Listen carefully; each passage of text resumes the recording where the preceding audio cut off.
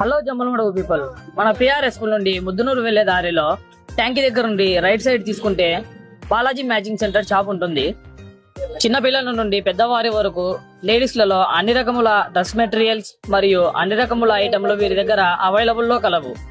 వీరి దగ్గర just 50 rupees నుండి స్టార్టింగ్ రేట్ ఉంది.